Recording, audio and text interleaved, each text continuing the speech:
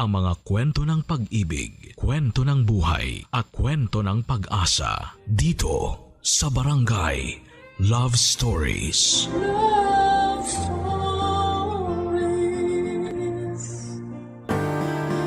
Sa pag-ibig ay hindi may iwasang may masaktan dahil para itong laro na may panalo't talunan.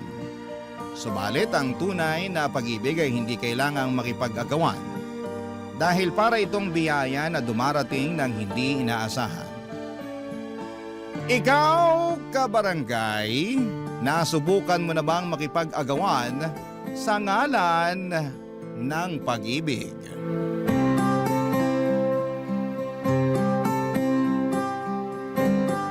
Dear Papa Dudut, magandang araw po sa inyo at sa lahat ng bumubuo ng Barangay Love Stories. Tawagin niyo na lamang po ako sa pangalang Kristen, 28 years old mula sa Pasig. Lumaki ako sa isang tahanang may istriktong magulang kung saan ang pakikipagrelasyon ay pinagbabawal lalo na noong nag-aaral pa lamang kami.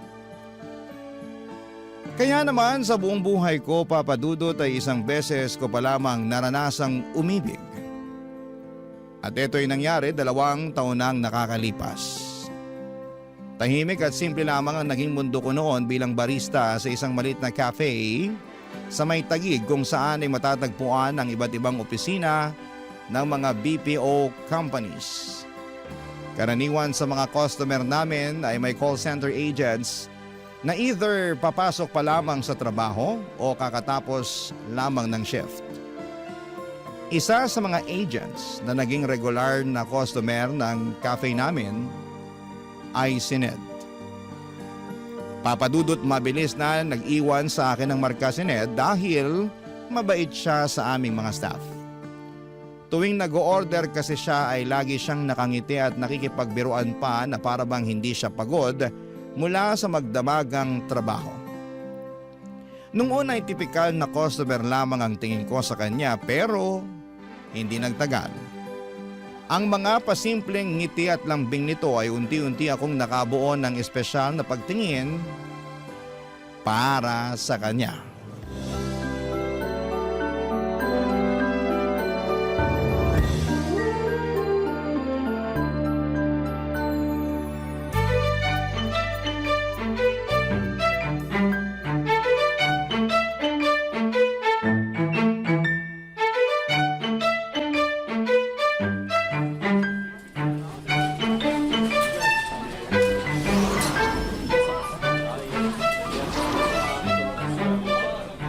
Good morning, Sir Ned! Good morning din. Mukhang ako na naman yata unang customer nyo ha. As usual, sir, kayo ulit. Ano bang dapat tawag sa inyo niyan? Early bird o night owl? Early night owl? Nawala pang tulog hanggat hindi pa nakakapagkape. Ibang klase din kayo, sir. Kape ang pampatulog nyo. Nasanay na kasi yung sistema ko eh. Kapag di ako nakakainom ng kape, nagtatantrum yung katawan ko. Ay, paano nga yung tantrum? Patingin? Hindi na, wag na. Grabe, ganadong-ganado pa rin kayo kahit na magdamag kayo nagtatrabaho. Siyempre, nakita na kita eh. Hello, si sir! Ay, ano po palang order nyo? The usual? Alam mo na yan. Isang large brewed coffee, no sugar, para diretso tulog pag uwi. 1 large brewed coffee for Sir Ned, no sugar. Anything else, sir? Wala na, yun lang. That would be 150 pesos po. Ito. I received 200 pesos. Ito po yung sukle. Salamat. Mukhang sanay na sanay ka na dyan sa ginagawa mo ah. Madali lang naman po to eh. Mukha lang mahirap kapag pinapanood. Pero kapag nasanay na yung katawan mo, kahit nakapikit pa ako, kayang-kaya ko na to. Mukhang biyasa ka na sa ginagawa mo eh. Ilang taon ka na nga bang barista rito? Bago lang. Kakapasok ko lang after ng pandemic. Pero dati na talaga akong barista kaya di na bago sa akin tong trabahong to. I see, I see. Kayo po, gaano na kayo katagal sa call center? Around 3 years na rin. Palipat-lipat nga lang ng company. Ay, bakit naman? Iba-iba yung rason eh. Iniwan ko yung first company ko dahil nagiging toxic na yung work environment. Yung pangalawa naman, overwork, tapos delayed pa yung sahod. Kamusta naman itong company nyo ngayon? So far, okay naman sila. Medyo questionable yung ugali ng TL namin pero wala, tolerable naman. Gusto ko nga rin sanang mag-call center kasi sabi nila malaking kinikita dyan. Kaso di ko na tinuloy. Bakit naman? Try mo, pwede kitang i-refer kung gusto mo. Hindi na. Baka mamaya magpanik lang ako kapag may kausap na ako. Hindi pa naman ako magaling mag-English. May mga non-voice agents naman eh. Karaniwan sa chat lang sila, email, social media, mga ganon. Pero sa bagay, kung ako tatanungin mo, mas maganda na tong trabaho mo. Bakit nyo naman po nasabi yan? Kasi yung ganda mo, bagay iharap sa mga tao eh. Di pwedeng nakatago lang yan sa likod ng keyboard. Uy, grabe naman po kayong mambola, sir. Mamaya paniniwalaan ko yan. No joke. Ibang klase yung ganda mo. Very, very classic. Para kang si Gloria Romero nung kabataan niya. Ay sus, kailangan nyo na talaga magkape kasi masyado nang matamis yung mga lumalabas dyan sa bibig nyo. Eto na po, large brewed coffee to go. Alright, salamat. See you again tomorrow? Yes po, bukas ulit.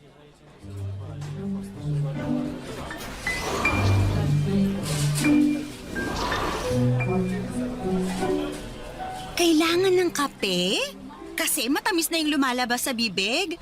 Ate ko, ang corny mo makipaglandian. Uy, Mara, kanina ka pa dyan? Oo, kanina ko pa kayo sinisilip magharutan ng Prince Charming mo. Prince Charming ka dyan. Tapos kunwari ka pa. Aminin mo na, bet mo yung customer nating yon, no? Ano ulit pangalan? Si Sir Ned? Hindi Wala akong gusto sa kanya. Ikaw talaga, kung ano-anong pinagsasabi mo dyan. Ay nako, Kristen, wag mo nga akong pinaglololo ko dyan. Yung mga ngiting yan, yung mga pa-cute na boses mo tuwing kausap mo si Sir Ned, isa lang ibig sabihin yan. Ano naman? In love ka na sa kanya. Okay naman sa in love? In love agad? Hindi ba pwedeng attracted lang ng slight? Oh sige, attracted na akong attracted. At least inamin mo, na bet mo siya. To be honest, cute din naman kasi siya. Tsaka, ang gaan niyang kausap. Kaso, mukha siyang high maintenance, no? High maintenance man o hindi, isa lang ang nakikita ko based sa daily interactions nyo. May gusto kayo sa isa't isa. Hoy, ang eme mo naman. Funny pa naman ako. Funny walain. Totoo nga. Alam mo, marami na akong love life na pinagdaanan at alam ko na ang galawan ng mga lalaking yan. Hindi naman sa pagmamayabang, no? Pero marami na akong flavors na natikman kaya basang-basa ko na yung mga galawan nila. Basta, ayoko mag-assume. 'Di ba sabi nga nila, never assume unless stated. Aminado po ako, Papa Dudut, na sa unang kita ko pa lamang kay Ned ay nakaramdam na agad ako ng attraction sa kanya na malimit ko lamang maramdaman sa ibang tao. Matangkad si Ned na may makinis na balat at magandang pananamit. Kaya naman kahit puyat ay malinis at maliwalas siyang tignan. Isa pa sa mga nagustuhan ko sa kanya ay very friendly siya at approachable ang aura nito. Malambing din ang boses niya tuwing nakikipag-usap siya sa akin kaya may impact ang mga yon para sa akin. Naging close pa kami ni Ned sa mga sumunod pang mga buwan. Sa mga araw-araw na small talks naming dalawa ay madalas niyang ikwento sa akin ang tungkol sa pamilya niya sa probinsya.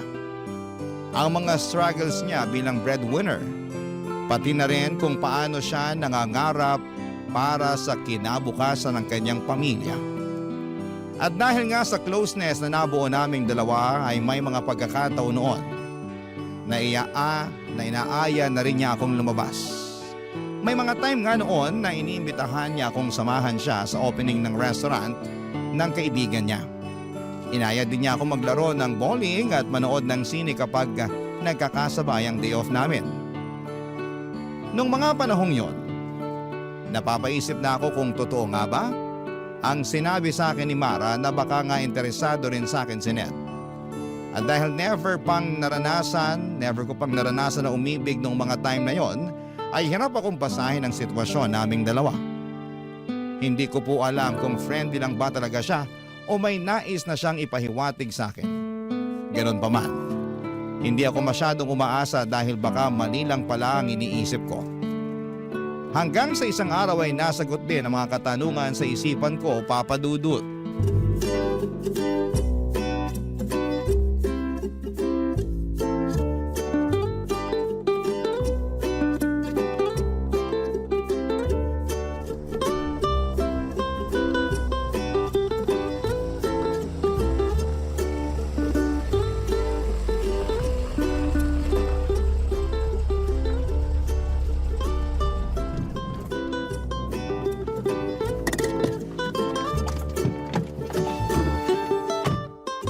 Nandito na tayo.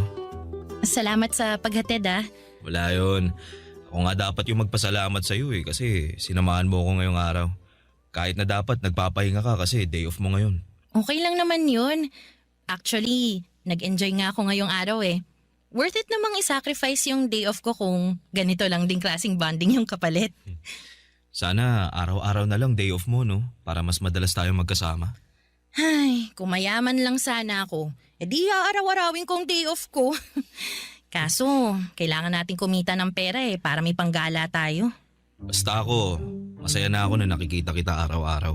Bonus na lang yung paglabas-labas natin. Sweet mo naman. Ikaw sinasanay mo ako sa mga ganyang banat mo. Mamaya, hahanap-hanapin ko na yan. Totoo naman kasi. Di ka pa nga umaalis, namimiss na kaagad kita eh. Grabe! Ako lang to! Totoo nga. Tuwing kasama kita, parang nagliliwanag yung mundo ko eh. Hala si OA. Kung makapagsalita, akala mo naman. Ay nako, mas mabuti pang pumasok na ako sa loob at baka kung saan pa mapunta tong usapan natin. Sandali lang. Pwede bang makahingi ng goodnight kiss man lang? Sa susunod na lang. Sige na, please. O sige na nga. Kahit anong klaseng kiss pa yan. Para naman masaya ako pag uwi ko. Sige, halika rito. Isa pa. Okay na yun. Sana lang. Sige na, bitin eh. Tagalan natin kahit 3 seconds lang. Oo, sige. Last na ha.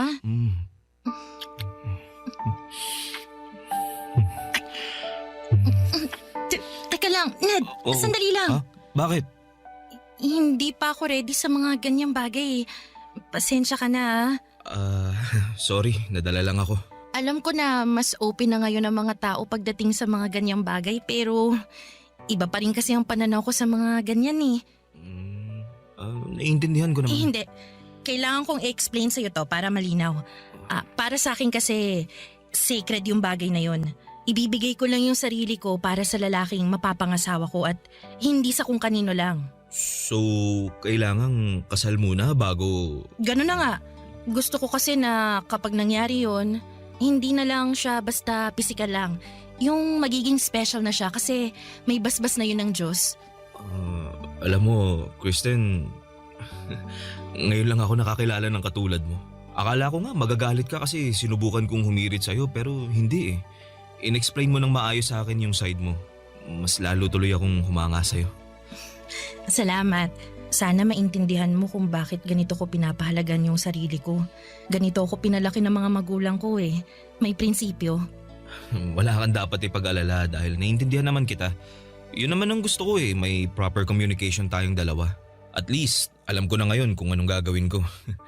So, kailangan kong sundin yung traditional na panliligaw para mapasagot kita, no? Teka, nililigawan mo ko?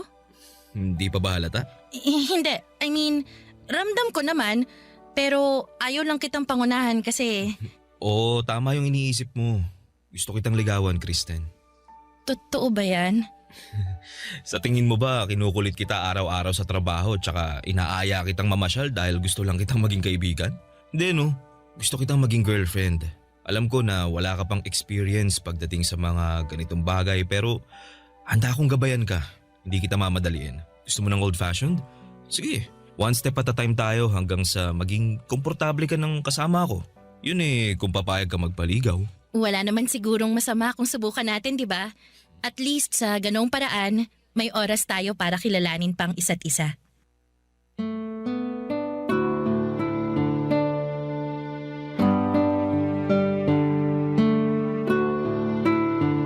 Papa Dudut, hindi na naulit pa ang pagtatangka sa akin ni Ned. Sa halip na mainis o mawala ng gana ay mas pinili niyang ipakita sa akin na kaya niyang maghintay. Doon ko napatunayan na hindi siya tulad ng ibang lalaki na basta-basta na lamang sumusuko o nagmamadali para makuha ang gusto nila. Sa mga sumunod na buwan ay nagpatuloy ang panliligaw sa akin ni Ned. Hindi para puwersahin na magkaroon kami ng relasyon kundi para lamang makita ko kung komportable ba kami para sa isa't isa. Never ako nakaramdam ng pressure mula sa kanya. Sa halip ay ipinaramdam niya sa akin kung gaano kasaya ang pag-ibig. Kahit na noong mga panahong yon ay hindi ko pa rin naibibigay sa kanya ang inaasahan niyang relasyon. Ginawa niyang lahat para maging komportable ako sa piling niya. Binigyan niya ako ng maraming rason para pagkatiwalaan ko siya. Kilig nga ang mga kaibigan at katrabaho ko noon, Papa Dudut, dahil first time lang nila akong nakita na binuksan ko ang puso ko para sa ibang tao. Matagal ko rin kasing iningatan ang puso kong ito dahil natatakot akong baka paglaruan lamang ito ng maling tao. Pero sa mga sandaling yon, pakiramdam ko ay safe na ako kay Ned, Papa Dudut. Iniisip ko nga noon na baka siya na talaga ang tamang tao na matagal ko nang pinapangarap at matagal ko nang hinihintay, Papa Dudut. Barangay Love Stories. Barangay Love Stories. Sa unang buwan ng pagdadate namin ni Ned ay masasabi kong naging smooth sailing ang lahat. Wala akong ibang naramdaman kundi puro tuwa at kilig lamang tuwing kasama ko siya. Pagkatapos ng trabaho ko at bago magsimula ang shift niya ay sabay kaming nagdi-dinner sa labas. Hindi lamang yon dahil halos oras-oras ay nag-a-update din kami sa isa't isa, Papa Dudut. Sa mga simpleng, kumain ka na ba? O ingat ka sa biyahe na message niya sa akin ay sapat na para makumpleto ang buong araw ko. Sa pamamagitan kasi ng mga bagay na yon ay ramdam ko ang efforts niya. Para sa isang tulad ko na no boyfriend since birth, bago lang para sa akin ang mga karanasang yon. At sobra akong natuwa dahil daig ko pa ang bida sa isang rom-com na pelikula. Pero Papa Dudut, pagtungtong namin sa 3 buwan ng pagdadate namin, doon ko na po napansin ang ilang pagbabago sa ugali ni Ned. Unti-unting nabawasan ang mga tawag at message niya para sa akin. Kung dati siya ang laging nauunang mag-chat sa akin, ako na karaniwan ang nangungumusta sa kanya. Ang dating mahahabang messages niya ay umaabot na lamang sa 2 hanggang 3 salita. Kapag nagkikita kami, ramdam ko ang tila ba kawalan nito ng interes para sa akin.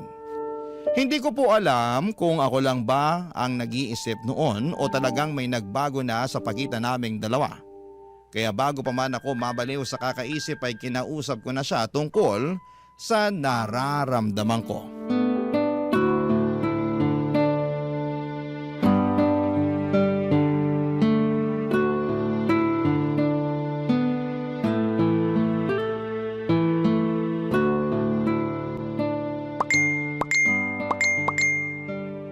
Daming ka-chat ah.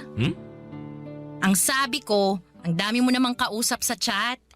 Yung mga kaibigan ko to. Ang kukulit daming tinatanong.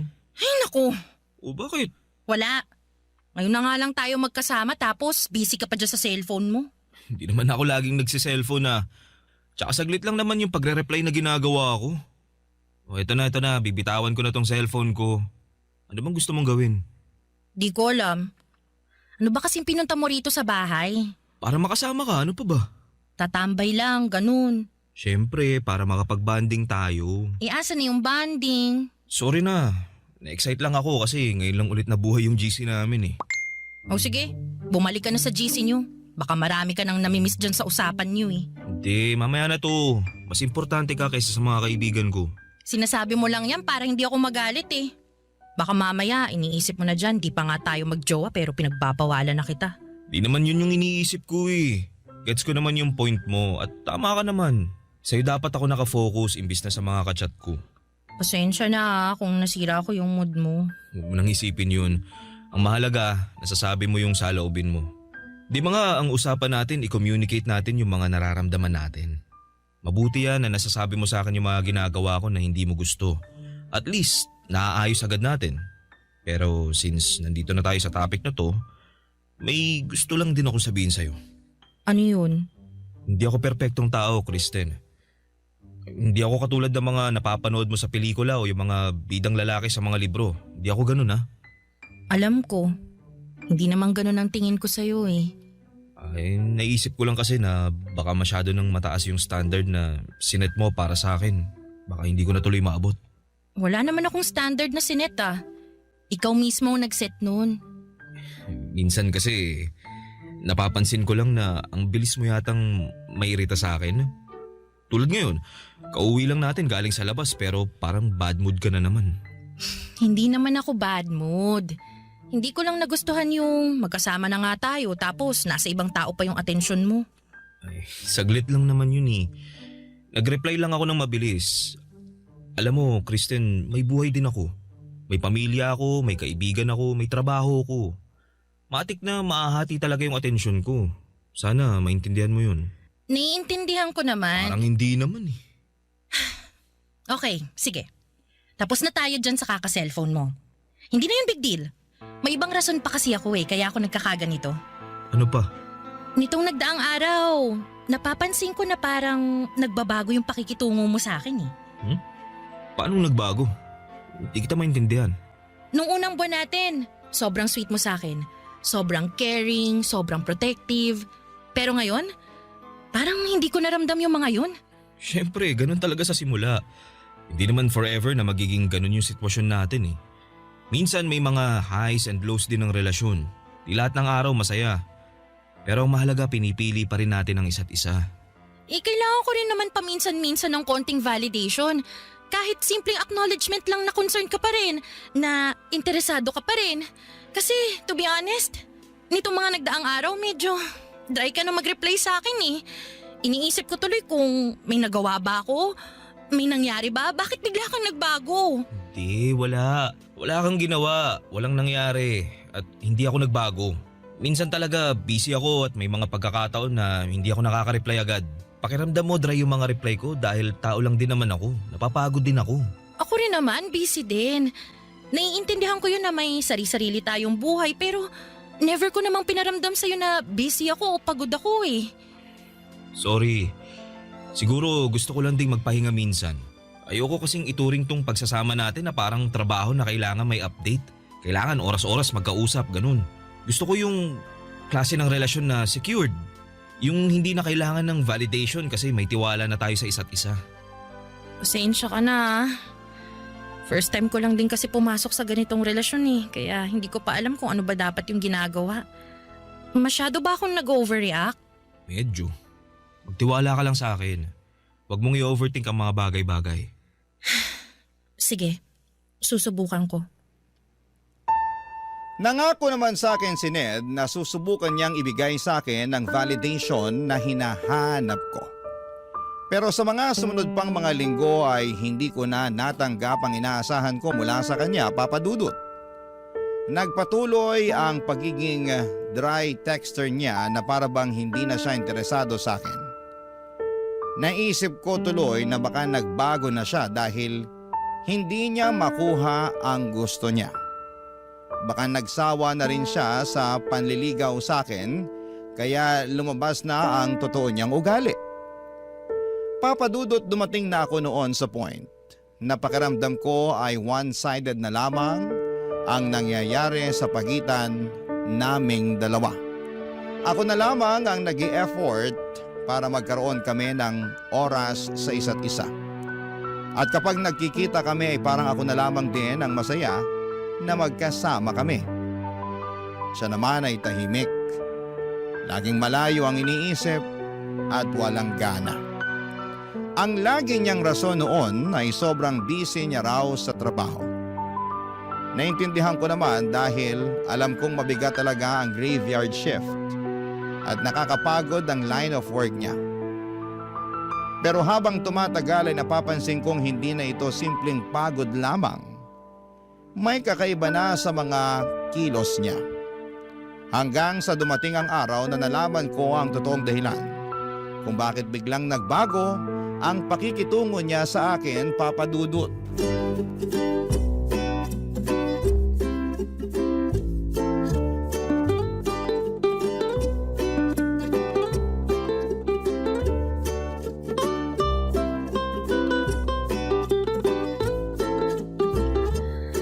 Ay, sa wakas, makakapag-break na din. Daming tao ngayon, no? Weekends kasi. Ang mabuti pa, kumain na muna tayo bago pa magsidatingan ulit yung mga tao. Ay, mabuti pa nga. Ha? Si Ned ba yan? Ha? Nakita ko yung notification sa phone mo. Pangalan ni Ned? Teka, magkausap kayo? Hindi. May tinanong lang ako sa kanya tungkol sa work niya. Sa work? Tungkol naman saan? Yung kaibigan ko kasi, naghahanap ng lilipatang company, call center din yun. Sinuggest ko yung company nila, Ned. Ah, okay. Hindi ko alam na magkausap pala kayo. Hindi nga kayo nag-uusap kapag nagpupunta siya dito pero magka-chat pala kayo. Kailan pa kayo naging close? Grabe naman sa close, hindi naman ganun. May tinanong lang talaga ako sa kanya. Pero friends kayo sa Facebook. Oo, in-add ko siya. Bawal ba? Kung gusto mo, i-unfriend ko na lang siya. Ay, hindi. Okay lang yun. Nagulat lang ako kasi hindi ko inakala na nag-uusap pala kayo. Di niya nasabi sa akin eh. Sa tingin ko, hindi naman yun gaanong importante para sabihin pa niya sa'yo. Ano palang sabi niya? Ano yung laman ng chat niya sa'yo? Sandali lang ha, basahin ko. Tinatanong niya kung naka-break daw ba tayo ngayon. Weird naman. Bakit sa'yo pa niya tinanong? Pwede namang ako na lang mismong i-chat niya. Ewan ko. Uy, baka mamaya iba nang iniisip mo dyan ha. Uy, hindi. Ang weird lang. Huwag mo nang isipin yun. Kumain na nga lang tayo.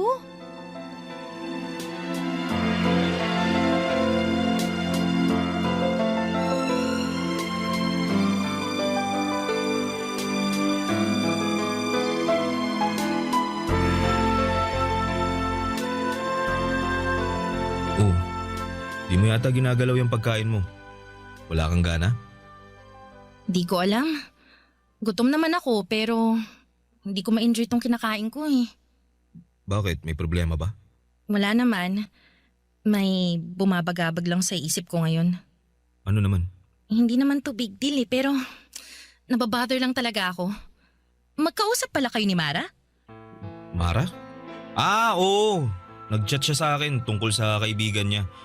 Gusto daw niyang lumipat sa company namin. Bakit ka naman nababother dun? Hindi mo kasi nabanggit sa akin na magkausap pala kayong dalawa. Wala namang masama dun ah. Nagtanong lang naman yung tao.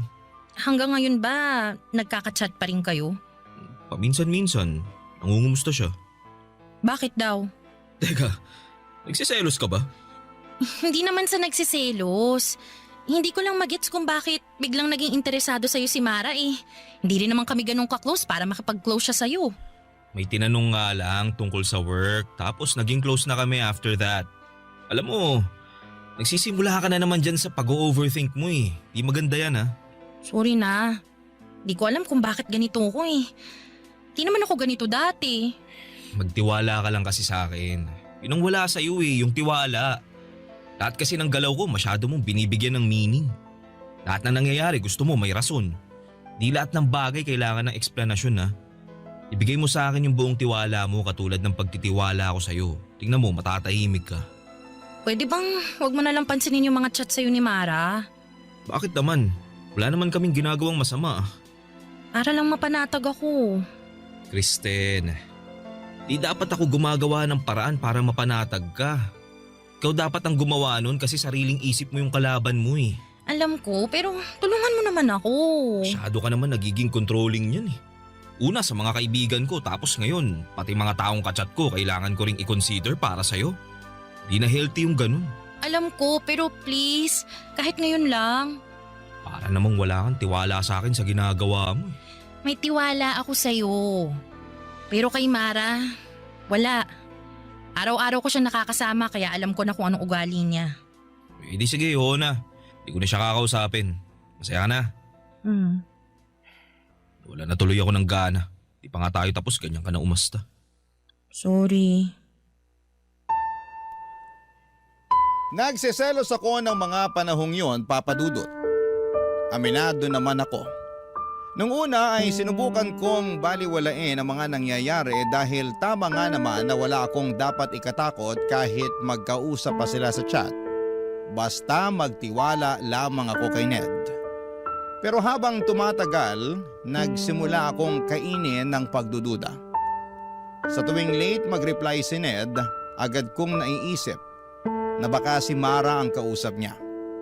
Sa bawat oras na hindi siya available, ang iniisip ko'y baka mas pinipili niyang makipag-chat kay Mara kesa sagutin ako. At kapag nakikita kong nakangiting mag-isa si Mara habang hawak ang kanyang cellphone ay kusang pumapasok sa isipan ko na baka si Ned ang dahilan ng mga ngiting yon.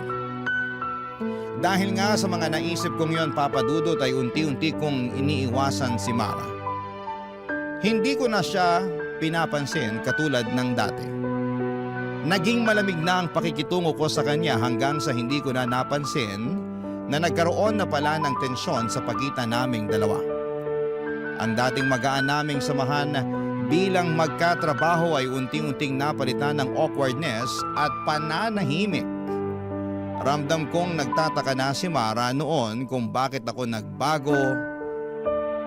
Pero dahil sa selos yon na nararamdaman ko, pinili kong manahimik na lamang kesa linawin ang lahat. At doon ko naramdaman, Papa Dudut, kung gaano kalakas ang epekto ng selos. Unti-unti nitong sinisira hindi lang ang relasyon ko kay Ned, kundi ang samahan namin ni Mara. Barangay Love Stories. Barangay Love Stories. Papa Dudut, hindi ko na alam kung tuloy pa ba ang ginagawang panliligaw sa akin ni Ned ng mga panahong yon o tuluyan na siyang sumuko. Hindi ko na kasi maramdaman ang kagustuhan niyang mapasagot ako ng mga panahong yon. Ramdam ko na unti-unti na siyang lumalayo sa akin. Sa sobrang pagka-desperada ko nga, ay makailang beses ko na siyang sinabihan na willing na akong sagutin siya. Pero lagi niyang sinasabi sa akin na hindi pa raw siya ready. Ang sakit, Papa Dudut. Kasi ako na itong bukas ang puso pero siya na mismo ang umaatras. Never kong naisip na darating ang araw na maghahabol ako para sa isang tao. Sobra-sobra kasing saya ang ipinaramdam sa akin ni Ned sa puntong sa kanya na umikot ang buhay ko. Sa maikling panahon ay mabilis niyang nakuha ang pulso ko. Kaya nung biglang nagbago ang ugali niya ay para bang hinahanap-hanap ko na ang klase ng sayang nararamdaman ko mula sa kanya. Nakakainis dahil lagi kong sinasabi noon na magiging maingat ako pagdating sa pag-ibig, Papa Dudut. Pero kahit gaano pa ako kahanda ay hindi talaga natin hawak ang puso ng ibang tao, Papa Dudut. Dumating ang araw kung kailan ay napatunayan kong totoo nga ang mga hinala ko. At nung araw na yon ay para bang pinagbagsakan ako ng langit at lupa.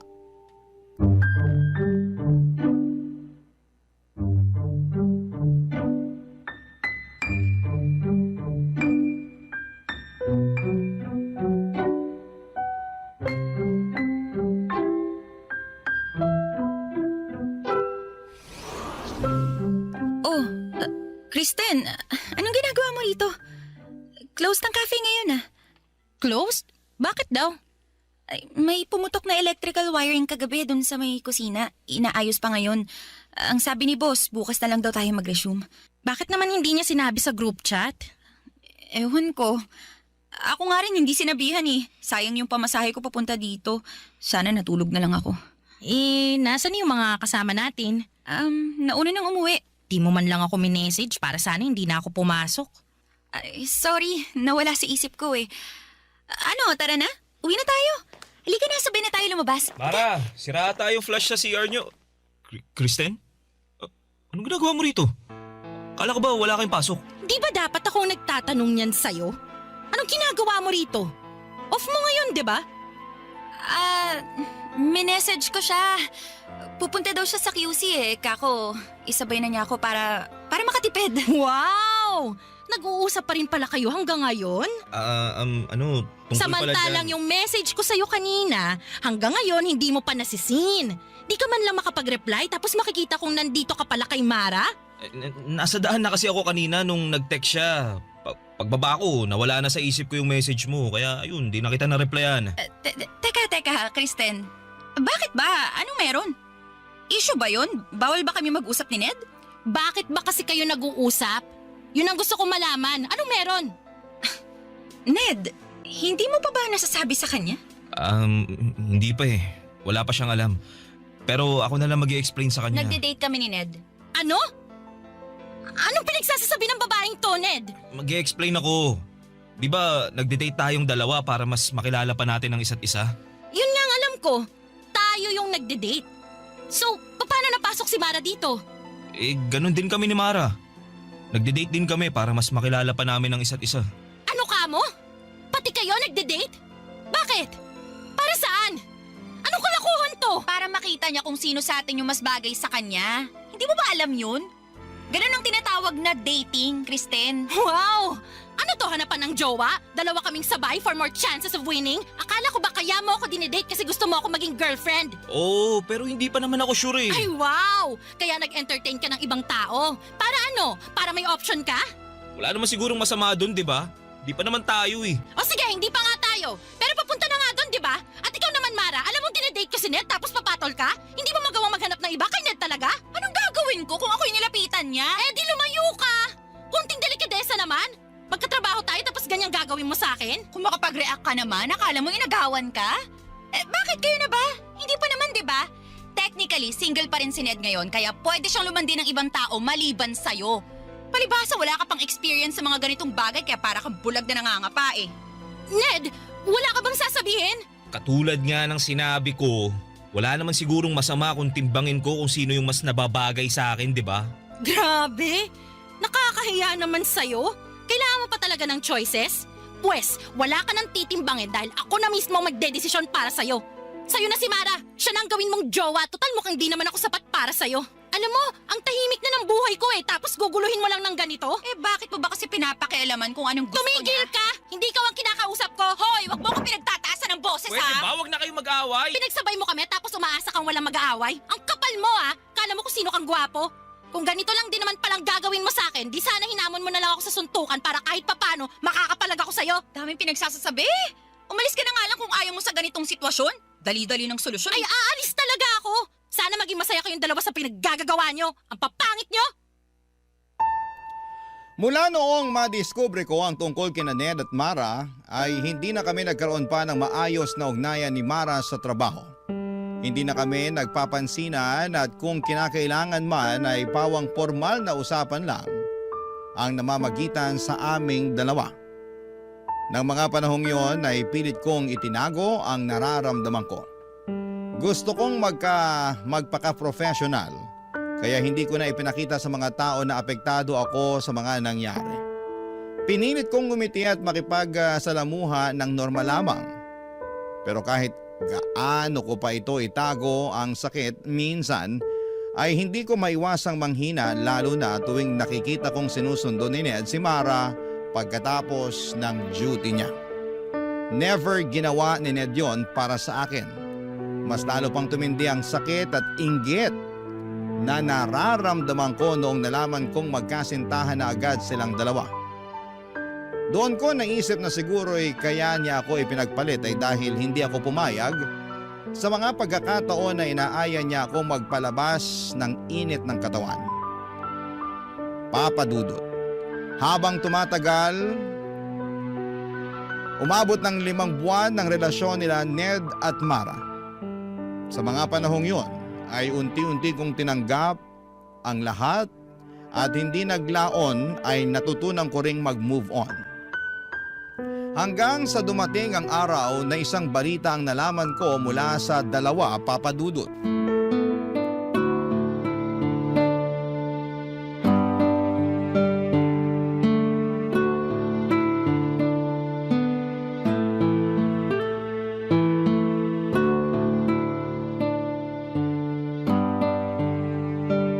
Ano ba naman tong counter? Dumi-dumi. Di marunong maglinis. Grabe naman makapagdabog. Ano ba problema mo? Wala akong problema. Kayo ang may problema sa akin. Ha? Anong pinagsasasabi mo? Akala nyo ba? Hindi ko naririnig yung mga sinasabi nyo sa likuran ko, ha? Alam ko nang pinagchichismisan nyo ko. Una sa lahat, hindi ako kasama sa mga nangchichismis sa'yo, no? Pangalawa, wala na akong paki sa nangyayari sa buhay mo. Kaya hindi kita kailangan pagchismisan. Nagmamaang-maangan ka pa. Alam mo na nga yung nangyari. Aaminin ko, may nasagap akong balita. Hiwalay na raw kayo ni Ned? Oo, wala na kami. I'm sure masaya ka na dyan. Hindi ako ganong tao. Sus, kunwari ka pa. Alam mo, Mara, hindi naman ako masamang tao katulad ng iniisip mo eh. Oo, nasaktan ako nung naging kayo ni Ned. Pero matagal na yun. Naka-move on na ako. Actually, wala na nga akong galit na nararamdaman sa'yo eh. So, kung iniisip mo na sobrang saya ko ngayon dahil hiwalay na kayo ni Ned, pues hindi. Ano naman ang mapapala ko sa hiwalayan nyo? Wala naman eh. Karma ko na siguro to. Eh ano ba kasing nangyari? Promise, yung tungkol sa hiwalayan nyo lang talaga yung nabalitaan ko. Gusto mo lang ding chumismis eh. Kung ayaw mong i-share, okay lang. Pero mas maganda yung mailabas mo yung sama ng loob mo kaysa nagdadabog ka dyan. Nalaman ko, pamilyadong tao na pala siya. Si Ned? May pamilya? Oo. Nasa probinsya nila.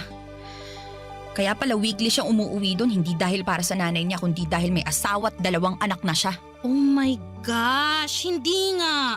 Bakit hindi man lang natin naamoy na may asawa na pala siya? Eh magaling magtago yung loko eh. May 2 Facebook siyang gamit, isang personal account para sa pamilya at mga kaibigan niya sa probinsya, isa naman para sa trabaho at sa mga kakilala niya dito sa Maynila. Grabe, ang sakit naman nun.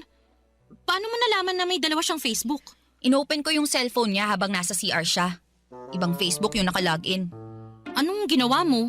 Kung ikaw tahimik na umalis, ako? Hindi ako pumayag na hindi ako makabawi sa kanya. Alam mo ba kung anong ginawa ko, ha? Liga, dun tayo sa break room, ikukwento ko sa'yo.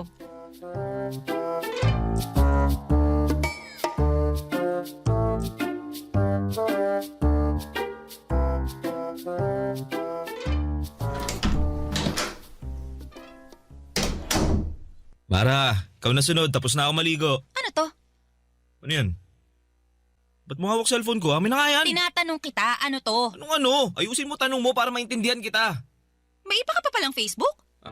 Ha? Wala. Wala na ako ibang Facebook. Eh ano yung nakita ko dyan sa cellphone mo? Bakit may ibang Ned dyan? Wala to. Dami account ko lang to. Dummy account? Na family picture ang nakalagay sa cover photo?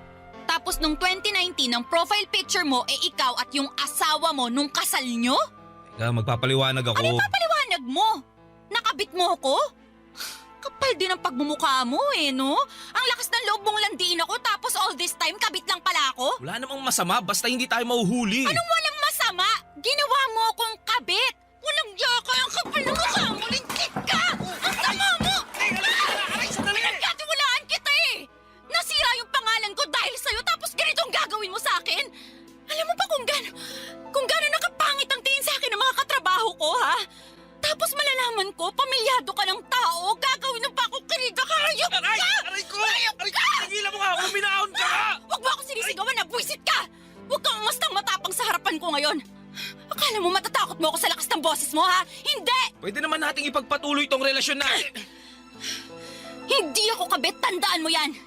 Hindi ako papayag na maging kabit ng sino man, naiintindihan mo?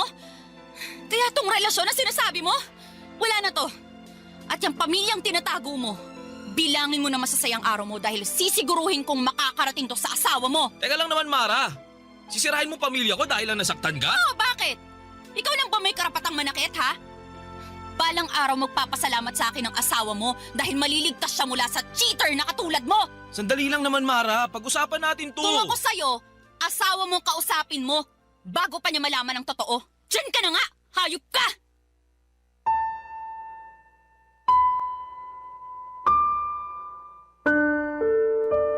Sa huli, Papa Dudut, ay napagtanto ko na blessing in disguise pala ang mga nangyari sa akin. Papa Dudut, oo, maaga akong nasaktan pero mas mabuti na rin po yun kesa mas lumalim pa ang sugat sa puso ko. Kung sa akin kasi nangyari ang sinapit ni Mara ay tiyak na hindi ko kakayanin yon. Minsan talaga may paborito ang tadhana. Kinakampihan nito ang mga taong marunong magmahal ng totoo at pinaparusahan ang mga taong mapang-abuso at manluloko. Hindi ko naman ikinatuwa ang nangyari kay Mara pero umasa ako na sana'y nagsilbi na yon bilang aral sa kanya na huwag mang-agaw ng taong hindi naman para sa kanya. Dahil ang karma, mabilis kumilos at palaging nakakahanap ng tamang oras para ito ay gumanti. Sa ngayon, Papa Dudut, ay maayos na ang buhay ko at mas pinili kong mag-focus na lamang muna sa sarili ko, sa pamilya ko at sa mga pangarap ko. Nagsimula rin akong sumubok ng mga bagong bagay, mga bagay na noon ay hindi ko nagagawang gawin dahil sobrang nakasentro ang atensyon ko para kay Ned. Natutunan ko ring mas pahalagahan ang sarili ko bago ang iba at natutunan kong hindi ko kailangang madaliin ang pag-ibig. Alam ko, Papa Dudut, na darating po ang tamang tao para sa akin. Isang taong handang maghintay at mamahalin ako ng buong buo. Sa ngayon naman po ay kontento na ako sa pagiging masayang mag-isa. Dito na po nagtatapos ang kwento ko at maraming salamat po, Papa Dudut. Ang inyong forever, kapuso at kabarangay, Kristen. Ano ang masasabi mo sa ating Barangay Love Stories today? Aabangan namin yan sa aming comment section.